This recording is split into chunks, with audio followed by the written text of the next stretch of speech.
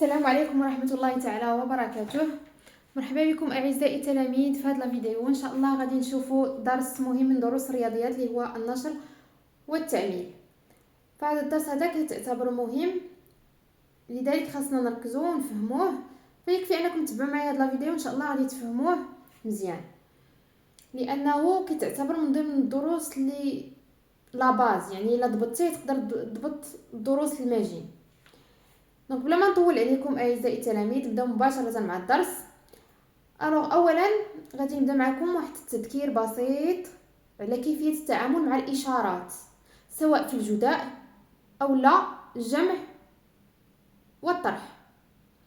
غادي نشوفوا كيفاش نقدروا نتعاملوا مع الاشارات، لان الا بغينا نفهموا هذا الدرس اللي هو النشر والتعميل، فمن المهم والضروري اننا نكونوا ضابطين كيفيه التعامل مع الاشارات.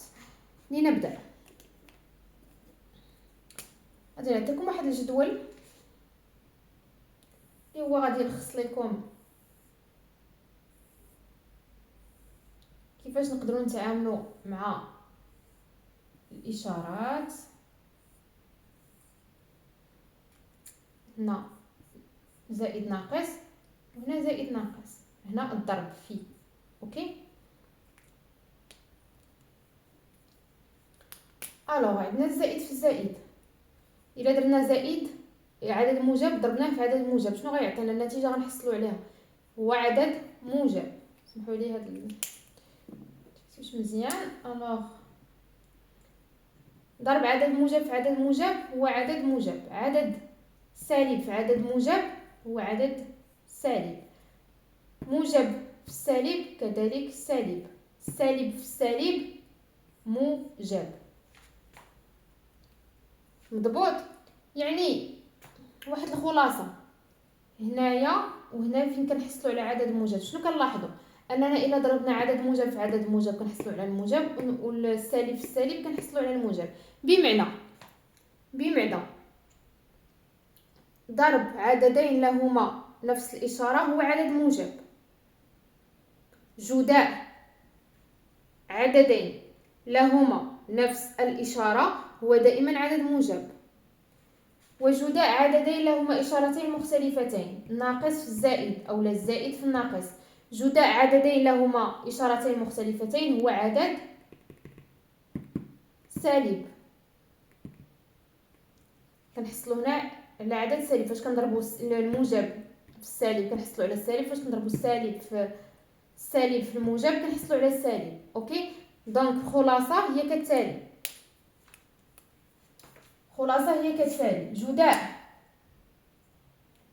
جداء عددين لهما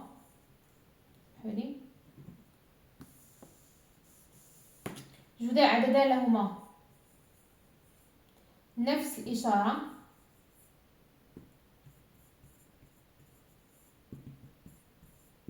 هو عدد موجب، وجداء عددين لهما إشارتان مختلفتان، جداء عددان لهما إشارتان مختلفتان هو عدد كيفاش؟ عدد كي داير سالب، هو عدد سالب. مضبوط؟ يعني فين ما نشوف جوج الاعداد عندهم من نفس الاشاره ما كنسولش جوج مرات، كنكتب مباشره انه موجب، عاد كنحسب، عاد كنضرب العدد في العدد في العدد.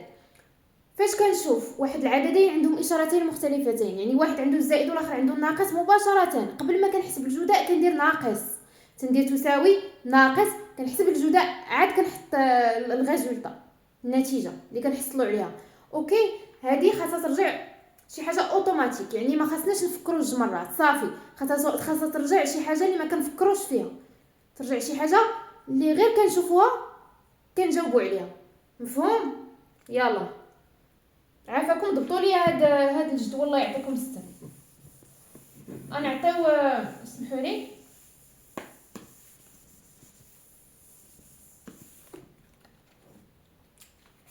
قلنا موجب في الموجب يساوي موجب، سالب في السالب كيساوي موجب. اوكي، هذه اشارتان نفس الاشاره، عفوا هذه نفس الاشاره، نفس الاشاره دائما موجب، هاي نفس الاشاره، نفس الاشاره دائما النتيجه كتكون موجبه. اشارتان مختلفتان، السالب الموجب عفوا في السالب، السالب والسالب في الموجب شنو كيعطينا؟ السالب. هنا شنو؟ عددين هما اشارتان مختلفتان، يعني هنايا اشارتان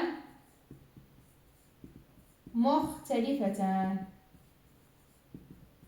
نعطيو امثله. عندنا 5 في 3، 7 في ناقص 2. سمحولي غادي باش ما ندوخكمش. 7 في ناقص 2، 4 في 5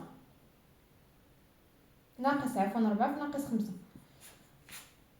ناقص 3 في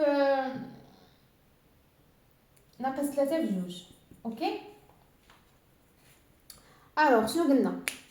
بدون تفكير، موجب في الموجب، هيا عندنا 5 عدد موجب، 3 عدد موجب، بدون تفكير النتيجه شنو غتكون؟ موجبه. عاد كنحسبوا 5 في 3 كم تساوي، ديك الساعه كنكتبوا النتيجه. مفهوم؟ 15. وفاش كيكون عدد موجب ما كنحتاجوش نكتبوا الزائد امام العدد، كنكتبوه هكا بلا زائد. عندنا 4 رقم سالب، عدد سالب، و5 حتى هو عدد سالب، يعني نفس الاشاره بدون تفكير شنو النتيجه؟ موجبه. عاد كنحسبوا 5 في 4 شحال، كنكتبوا النتيجه اللي هي 20، كنمسحوا الزائد لان قلنا عدد موجب ما كيتكتبش حتى الزائد. اوكي، هنا 7 في ناقص 2، عندنا 7 موجب، 2 سالب، اشارتان مختلفتان، النتيجه غتكون على شكل عدد سالب. عاد كنحسبوا 7 في 2 كم تساوي 14 ناقص 3 عدد سالب، 2 عدد موجب، النتيجه سالبه. دونك 3 في 2 6. مفهوم؟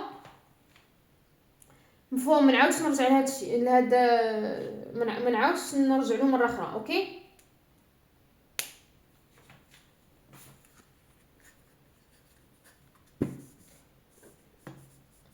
اسمحوا لي واحد دقيقه.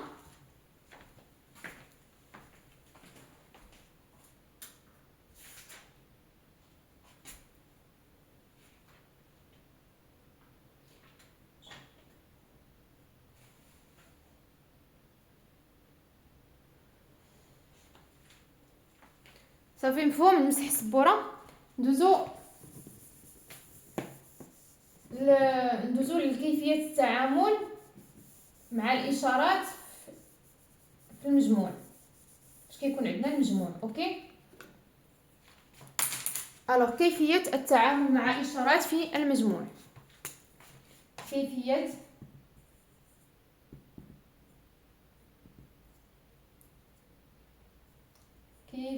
التعامل مع الاشارات في المجموع.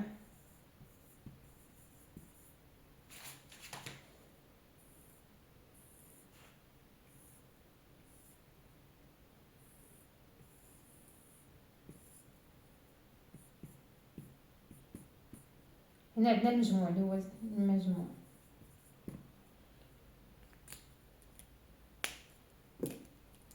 الوغ مجموع عددين موجبين، مجموع عددين موجبين هو دائما عدد موجب، ياك؟ النتيجه كتكون عدد موجب. وكيفاش كنديروا نحسبوا النتيجه؟ كنديروا مجموع العددين، مجموع العددين. اوكي، باش كيكون عندنا عدد موجب وعدد سالب، شنو الاشاره ديال اللي كنحصلوا عليها؟ شنو هي اشاره العدد الاكبر.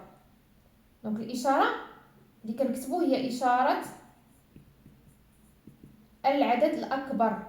العدد الأكبر مع فرق العددين. كنطرحوا العددين كنديروا الناقص فرق العددين. مفهوم؟ عندنا عدد سالب زائد عدد موجب. النتيجة إشارة العدد الأكبر مع فرق العددين. عندنا عدد سالب زائد عدد سالب. النتيجة كيفاش غنحصلوا عليها؟ غنحصلوا على الإشارة غتكون سالبة والنتيجة مجموع العددين. اوكي.